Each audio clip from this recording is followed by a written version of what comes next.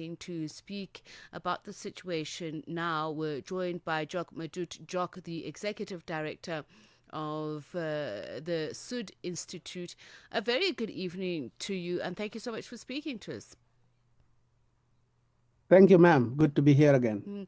So let's just start with what has happened, and I wonder if these two situations are linked. We saw, uh, and I think it is the Sudan, or I hope I'm not confusing matters, or is it South Sudan, where the WFP director and his official were turfed out of the country. They were told that they have to leave within 72 hours. Do you know about that situation, and if it's related in any way to the ongoing dwindling medical support that is available in Sudan? Yes, that expulsion of World Food Program staff was in Sudan, not in South Sudan. Okay. The It is part of the overall crisis that has happened in Sudan for good 2.5 years now, since the war started, and it relates to the competition between the two main warring parties, the Sudan Armed Forces (SAF) and the Rapid Support Force, the RSF, using humanitarian access as a tool of war, competing over the people by each side trying to use humanitarian supplies to attract people to their side, and then when that food aid comes, it is essentially stolen to feed the fighters. So that is when the humanitarian agencies complain, it is that situation which led to the expulsion of World Food Program staff. Now, just in terms of what humanitarian groups are saying, that at least 1,500 people have been killed in El-Fasher. Do we know over what period of time? And just to share your understanding of the current conflict, what has been happening, and if there is escalation. Well, the reported deaths and casualties are in relation to the city of El-Fasher, which had been under siege for close to 18 months, uh, occupied inside by SAF and besieged by RSF. And 2 days ago, Al-Fasher fell to the RSF. And it is in the aftermath of the fall of Al-Fasher that began to reveal the ugly underbelly of this war in terms of humanitarian catastrophe, but also in terms of massacres. And these 1,500 people reported are not really, uh, they cannot be accurate because there is really media blackout in the region. Some of the local reporters who used to send information out of Al-Fasher, some of them have died, have been killed. And so the RSF took Al-Fasher, and in the wake of the entry into the city, they killed a lot of people, some of them combatants, but majority of these deaths are civilians, many of them killed even a day after the city had fallen, in a punitive, retaliatory manner. Some of them were soldiers who were captured as war captives, but were executed essentially. And civilians who were suspected of being supporters of the government of the SAF were also killed. And so there is no real language that can describe the horrific situation in Al-Fasher and in Darfur in general. There is no indication that the warring parties are interested in resolving this and ending this conflict in ways other than for each side to seeking victory, military victory. The RSF has been recruiting ever more. Just 2 days ago, they graduated thousands and thousands of fresh fighters in the city of Nyala in South Darfur, and indicating that they are now in this for a military victory, for a military solution of a very complex situation, ridden with racial overtones, with the Islamic movement, the National Islamic Front, also naming itself National NCP, which is National, the party that is the party of the current government. And so the situation could not be more dire. And really nobody knows how is this going to end, because the whole world seems to have washed its hands off Sudan. The African Union is talking about trying to mediate a conflict, the conflict, peaceful mediation. And I'm told the president of Uganda, Yoweri Museveni, was yesterday designated by the African Union to try to mediate. But I don't think the African Union really has the clout and wherewithal to intervene in this conflict. I want to talk about El-Fasher in particular, specifically. Is there a particular reason that it is the center of this conflict? In other words, does it hold any political or symbolic significance? Well, it's the capital of state of North Darfur, which is a major region. And what has happened in the dynamic of the war is that the central parts of Sudan and all the way to the east and Port Sudan on the Red Sea and Al Jazeera in the middle, this and Khartoum, obviously the capital of Sudan, have now decidedly fallen in the hands of Sudan armed forces. And so the RSF has been really pushing and looking for a situation that will make them the party in control of the West. So the East and the center become SAF, and the West now is becoming RSF control, and therefore there will be two governments, because there are two governments. There is the government led by Al-Burhan, and then now there is a government of coalition of various warring parties, various fighting forces and political parties who call themselves a Tasis government, which was created as a parallel government, created some months ago in Nairobi. And so there are essentially two governments in the country, and El-Fasher will now begin to look like it's the seat of that new government, of the RSF government or the Tasis government, whereas Port Sudan and eventually possibly Khartoum or Wed Medani in the center will become the centers of the other party. So Sudan is essentially broken into two now: the western part under RSF and the eastern part under SAF.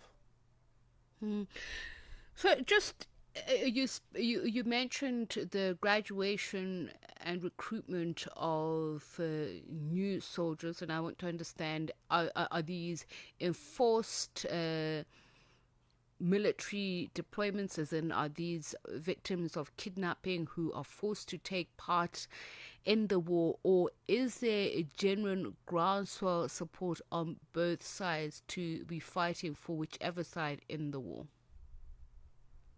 These recruits, these new fighters, they belong to the RSF. They were recruited, they were not conscripted, they were not forced. Part of the reason why young people flock to the RSF is complex. The story is that many young people in Darfur have no jobs, they are afraid for their lives, and therefore joining a fighting force is one way to survive. And there are even people who have come from South Sudan and have joined, particularly from Bahr Ghazal, while other South Sudanese from Upper Nile have joined the other side. So South Sudan is essentially dragged into this war not just through the fighters, but also South Sudan is going to have to reckon with the shutdown of the oil facilities, oil being the lifeline of South Sudan. And now Sudan government has decided that they are going to shut down the facilities because the RSF kept attacking them, attacking oil fields, attacking oil processing facilities. So the shutdown of the oil will impoverish even more people in the peripheries and take away the prospects of people, young people getting jobs. So if RSF is paying them, they will join RSF. Paying them now or promising some payment in the event that the RSF wins and become the government in Sudan, these young people will be compensated. At least that is how they are made to think about this war as a survival tactic, but also a potential for future gains. Mhm.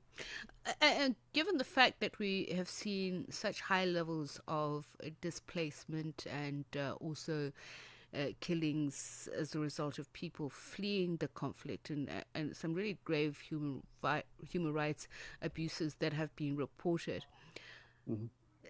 a citizenry that would support whoever comes out as a victor in the war, would there really still be people, and would they welcome any peace just to make sure that they can get on with their lives? As in, would they be ideologically committed to RSF or the army winning?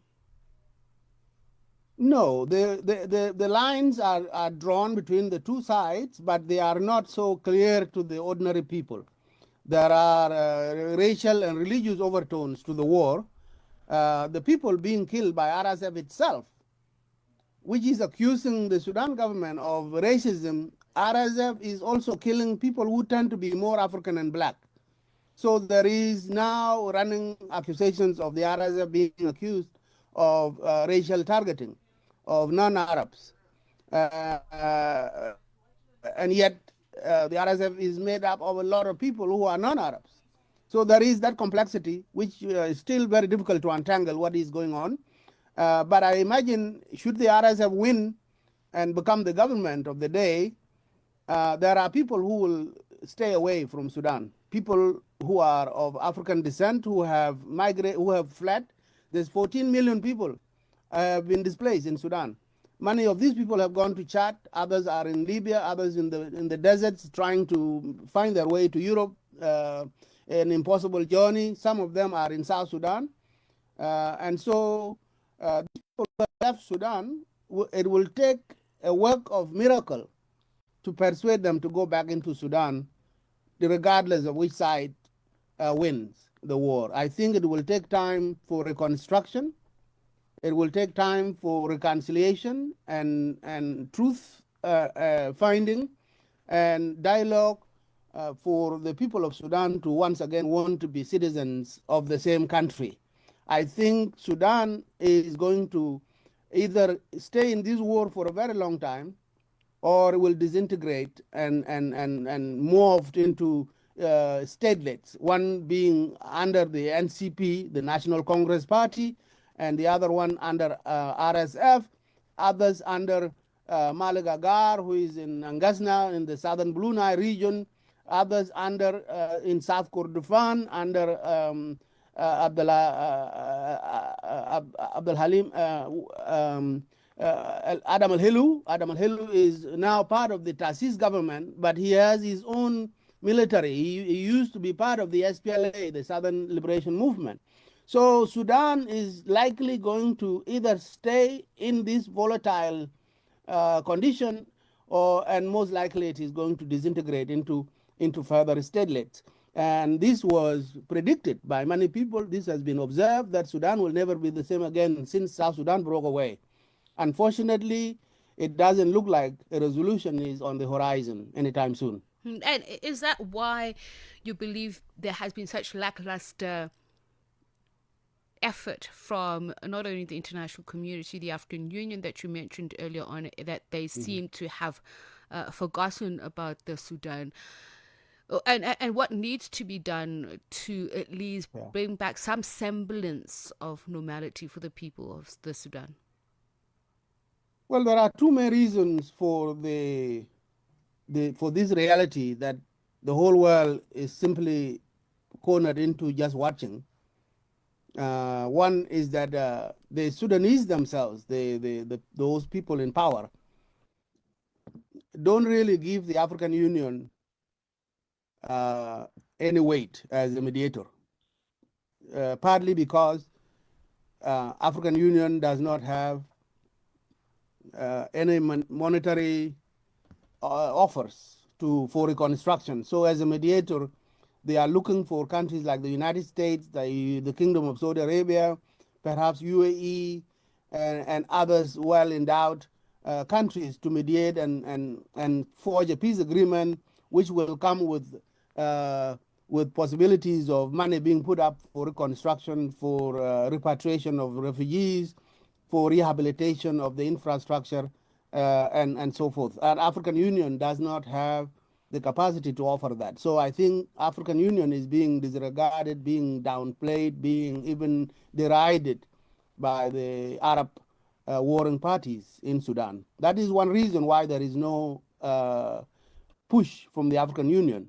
The African Union and many African countries which have offered have been seen with an eye of disdain from the part of the Sudan government. The other reason, obviously, is these racial issues, where Sudan's conflict may look at the macro level as a war between parties seeking political power, but part of the belly and the foundation of these conflicts has to do with Afro-Arab relations within Sudan, where Africans have simply given up on Sudan and want to create their own territories, and the Sudan government wants the land, but wants the land once the Africans have been pushed out of it. So there is a lot of racial issue burning beneath these political confrontations. The RSF was viewed by many people an underdog coming from the peripheries, and a lot of people supported RSF in the beginning as an opposition to Sudan government in Khartoum. But now, since for almost a year now, the RSF has been doing its own massacring of black people.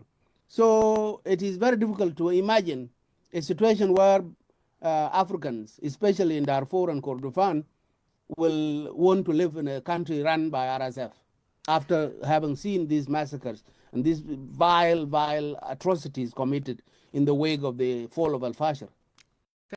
So much for speaking to us. Always good to talk to you. It's an education indeed. Dr. Professor Jock Madut, Jock, the Executive Director of the Sudd Institute, on the latest on the conflict in the Sudan, and this time focusing on El-Fasher, where humanitarian groups are reporting thousands